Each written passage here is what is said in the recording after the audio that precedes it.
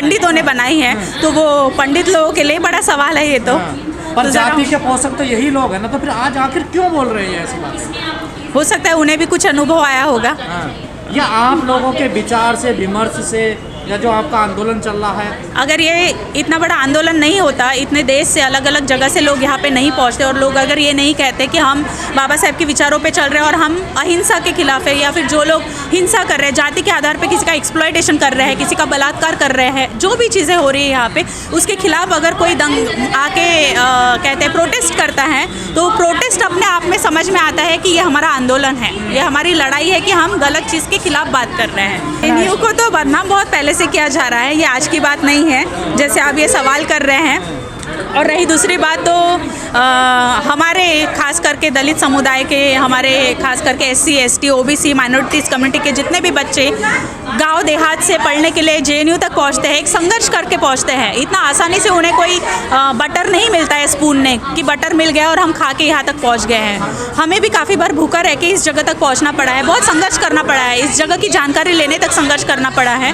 तो जब हम यहाँ संघर्ष करके पहुँचते हैं तो तब हमारा वर्ग और ऊपर हो जाता है, और हम ये सोचते हैं कि जब हम यहाँ तक अपने लिए पहुँचे तो हम हमारे पीछे की पीढ़ी के लिए भी आगे बात करें। तो जब हम हमारे यहाँ पीछे की पीढ़ी के लिए बात करते हैं तो लोगों को अच्छा नहीं लगता है। तो मुझे एक चीज़ बताइएगा, जैसे हम सवर्णों की बात करते हैं, क्या सभी सवर्ण सिर्फ कांग्रेस में है? क्या सभी सवर्ण सिर्फ BJP में है? क्या सभी सवर्ण सिर्फ आप में है? लेकिन वो सत्ता में तो है जहाँ भी है। नहीं, तो मैं वही बोल रही हूँ कि सत्ता में वो है, क्योंकि कोई एक वर्ग को इतने मतलब इतिहास गवा रहा है, मतलब इतने सालों से, मतलब रूढ़ी न रूढ़ी, उन लोगों को इतना परिश्रम, इतना संघर्ष करना पड़ा। और हम जिस समुदाय से आते उस समुदाय ने इतने सालों से जो संघर्ष किया है, उसी का हमारा एग्जिस्टेंस आपको दिख रहा है। आज हमें देर हो रहा है, लेकिन क्या आपको लगता है हमारे पैर कौन खींचता है? कौन हमें आगे वर्क पे नहीं आना दे रहा है? कौन हमें सरकार में नहीं आने देता है? वो तो जवाब आप ही को पता है, आप मीडिया वाले हैं, आप सही बेहतर बता सकते हैं कौन है वो लोग। जनता को किन लोगों ने आपको रोका है? अब ये मैं कैसे बता सकती हूँ, ये तो आप ही बता सकते हैं, क्योंकि आप मीडिया वाले हैं। आप लोग ज़्यादा बेहतर तरीके से बता सकते हैं कि कौन है वो सरकार में, कि जिन लोगों ने, क्या जो अभी एग्जिस्टेंट सरकार है उन्होंने किया है, पहले की सरकार है, उसके पहले की सरकार है, ये तो आप ही बता सकते हैं। वो लोग तो कहते हैं हमने तो खुला मौका दिया है इन लोगों को, जब इनके अंदर क्षमता ही नहीं है तो हम क्या करें? अगर ऐसा वो कहते हैं तो इसीलिए हमारी लड़ाई को तोड़ने के लिए वो लोग बार बार आगे आते हैं, इसलिए ऐसे स्टेटमेंट देते हैं जो आपने खुद बोला है। मैं आप ही की बात को दोहराती हूँ। जैसे आपने बोला है कि बहुत सारे बाल ऐसे बोलते हैं कि आपकी मजबूती नहीं दिखती है, आप लोगों की मजबूती को यहाँ पे सरकार के मतलब एक जगह नहीं मिल पा रही है, आपको कुर्सी नहीं मिल पा रही है, जिस तरीके से आप स्टेटमेंट दे रहे हो, सत्ता नहीं मिल पा रही है। तो ये स्टेटमेंट जो निकाल रहा है, जो भी है, चाहे वो अभी की सरकार हो, पहले की सरकार हो, या कोई भी हो, जो भी ये स्टेटमेंट दे रहा है, तो या फिर आपके जैसे मीडिया वाले अगर ये सवाल कर रहे हैं, तो आप खुद के मतलब आप लोगों को अगर ये सवाल क्रिएट हुआ है, तो मुझे पता है कि शायद आप लोगों को भी इस चीज़ का कहीं ना कहीं डर लग रहा है कि कहीं हमारी मजबूती बहुत ज़्यादा तेज़ी से बढ़ रही है, हमारे लोग बहुत तेज़ी से एकजुट हो रहे हैं, और आपको शायद इस चीज़ के लिए ही डर लग रहा है कि हमारी सत्ता बहुत जल्दी बन सकेगी। तो शायद हो सकता है महिला है, खासकर आप JNU से पढ़ी हैं, लेकिन आजकल देश में जो कथावाचक है उनका बड़ा बोलबाला, जो बाबा हैं चमत्कार भी कर रहे हैं तमाम तरह के, उन पर क्या कहना है आपका? अब बाबाओं के लिए क्या बोलूँ, बाबाओं के भक्त ही बोल सकते हैं अच्छे से, मैं तो उनकी भक्त हूँ नहीं। उनसे देश को नुकसान होगा, फायदा होगा, क्या होगा आखिर? ये जो बाबा आ रहे हैं आजकल, बाबाओं से देश को, उनका प्रभाव बहुत बड़ा है, देखिए बहुत बड़ी भीड़ इनके साथ है। ओके, आप जाते किसी बाबा के पास? नहीं, मैं तो नहीं जाता। अच्छा, तो बाबा के बारे में आप एजुकेट महिला, तो आपको बहुत लोग सुनेंगे उसके। जी बिल्कुल, इसीलिए मैं कह रही हूँ कि जो महिलाएं बाबा के पास जा रही है, सबसे पहले तो वो महिलाएं पूरा मतलब दिमाग खोल के जाए उनके पास, वो क्या बोल रहे हैं वो सुने भी। मैं ये बिल्कुल नहीं कह रही हूँ, जो बिल्कुल जाने के लिए 100% इतना मतलब एक्साइटेड है, उन्हें लग रहा है कि मुझे तो जाना ही है उनके पास, बाबा के पास, कि क्या बोल रहे हैं, सुन के आए बाबा की बातें, और बाबा को सवाल भी करे जाके कि बाबा जो कह रहे हैं। अभी रिसेंटली हमारे नागपुर में, आपको तो पता है, एक बाबा आए थे, और बाबा को वहाँ से, और उन्हें वहाँ से बहुत ही बाकायदा रातों रात चले जाना पड़ा, डर के मारे या फिर खुशी के मारे, मैं नहीं जानती हूँ। तो अगर बाबा को सवाल करेंगी महिलाएं, तो बाबा को हर एक जगह से जाना पड़ेगा। बाबा कह रहे हैं जो समता की बात करते हैं, या बाबा साहब की बात करते हैं, या पेरियार या सावित्री या ज्योतिबा फुले की बात करते हैं, और जो मनुस्मृति के खिलाफ बोलते हैं या रामचरितमानस के खिलाफ बोलते हैं, वो अनपढ़ हैं, गंवार हैं। यही बाबा आप लोगों को ऐसा बोलते हैं, क्या कहना है इस पर आपको? बाबा ऐसे बोलते हैं? ऐसा बोला है उन्होंने। अच्छा। आप लोगों ने मनुस्मृति पे, रामचरितमानस पे सवाल खड़े किए तो कह रहे हैं आप ये लोग अनपढ़ हैं। इन्हें कुछ पता नहीं है। तो शायद उनका शिक्षा का स्तर कुछ अलग होगा, हमारी शिक्षा का 8वीं स्तर पास कुछ अलग बताते है। वो अपने आप को। हाँ, तो हो सकता है कि 8वीं पास जिस स्कूल से वो पढ़े होंगे उस स्कूल में उन्हें अच्छे से शिक्षा नहीं मिली होगी हाँ। समझने के लिए। हो सकता है हाँ। कि शायद उन्हें पढ़ना लिखना नहीं आता लेकिन होगा अच्छे विज्ञान से। पे ये अंधविश्वास ऐसे बाबा बहुत हावी हो रहे हैं। अभी बाबा के बारे में मैं तो ज़्यादा बात नहीं कर सकती हूँ, क्योंकि हाँ। बाबा के पास तो मैं नहीं जाती हूँ, हाँ।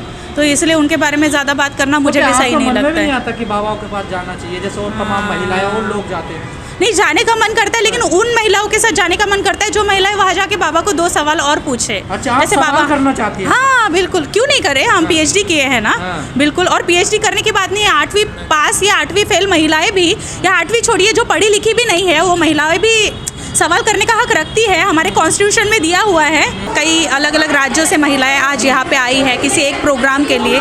बाबा साहेब जी के विचारों को वो फॉलो कर रही है और उस विचारों को लेके ही वो यहाँ तक अपने परिवार को, अपने बच्चों को, अपने घर के चूल्हे को, अपने परिवार को छोड़ के यहाँ पे आई है। तो किसी उद्देश्य से आई है, अपने आत्मविश्वास को और मजबूत करने के लिए आई है। तो मेरा उनके लिए यही संदेश है कि वो हर महिलाएं जो यहाँ पे इस साल आई है, अगले साल इससे डबल महिलाएं यहाँ पे आए, और जो महिलाएं आके अपने आंदोलन के लिए काम करे, बाबा साहेब के मतलब मार्ग के उनके विचारों पे चले, और ख़ास करके अपने परिवार में हर एक परिवार में अगर एक महिला पढ़ती है तो कहते हैं कि पूरा परिवार पढ़ता है। तो महिलाओं ने शिक्षा को सबसे ज़्यादा प्रायोरिटी दे महिलाएं। तो महिलाएं अपनी सुरक्षा खुद कर सकती है, उसके लिए पुरुषों की ज़रूरत नहीं है। सिर्फ पुरुषों की मानसिकता चेंज करना ज़रूरी है।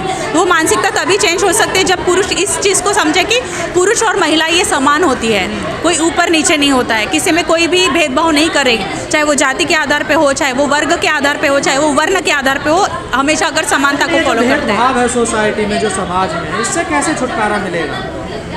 शिक्षा के थ्रू ही, बाबा साहेब जी के राइटिंग्स को पढ़ के, बाबा साहेब जी के विचारों के मतलब रास्ते पे चलने से ही ये भेदभाव दूर होगा। मैं इसीलिए इतना स्ट्रांगली ये स्टेटमेंट दे रही हूँ, क्योंकि महिलाओं के लिए जब हम बात करते हैं, या पुरुषों के लिए बात करते हैं, या भेदभाव के लिए बात करते हैं, या एक्सप्लॉयटेशन के लिए बात करते हैं, वायलेंस के लिए बात करते हैं, तो हमें सबसे पहले ये समझना जरूरी है कि ये सब चीज़ों का मूल कारण क्या है। मूल कारण जो है, अगर जब तक हर पुरुष हर महिलाएं इस चीज़ को नहीं समझते, चाहे वो सवर्ण हो, चाहे दलित हो, कोई भी हो, जिस भी वर्ग से है, जिस भी वर्ण से आते हैं, अगर वो इस चीज़ को नहीं समझते कि उसका मूल कारण क्या है, तो तब तक इसका कोई भी उपाय नहीं निकल सकता है। जाति व्यवस्था, सबसे पहले तो मुझे यही लगता है कि जाति व्यवस्था सबसे बड़ा कारण है जिसके वजह से महिलाओं को आज इतनी प्रताड़नाओं को सामना करना पड़ रहा है। और अगर जाति व्यवस्था खत्म होगी तभी जब हर एक पुरुष इस चीज़ को समझेगा कि महिला और पुरुष में कोई असमानता नहीं है। जाति व्यवस्था इस चीज़ में जो भेदभाव जो सबसे ज़्यादा होता है, तो जाति व्यवस्था किसने क्रिएट किया है? जाति व्यवस्था की जड़ें तो इतनी मजबूत है ना, वो आसानी से तो नहीं टूटने वाली। आज मुझसे शुरुआत होगी, कल आपसे शुरुआत होगी, तो ज़रूर टूटेगी। ये तो डिपेंड करता है ना कि हम कहाँ से शुरू कर रहे हैं। उम्मीद है आपको? बिल्कुल उम्मीद है। जाति खत्म होंगी भारत से? बिल्कुल उम्मीद है। वो तो डिपेंड करता है आपके ऊपर और मेरे ऊपर। लेकिन जो इसके ठेकेदार हैं वो तो बड़ी मजबूती से बनाए रखना चाहते हैं ना इसको। इसका उदाहरण तो आज हमारे पास ये प्रोग्राम है जहाँ पे इतनी सारी महिलाएं अलग अलग राज्य से आई है, तो आप इसी से समझ सकते हैं कि जाति व्यवस्था टूटने का या जाति व्यवस्था के खिलाफ लड़ने का संघर्ष शुरू हुआ है या नहीं हुआ है।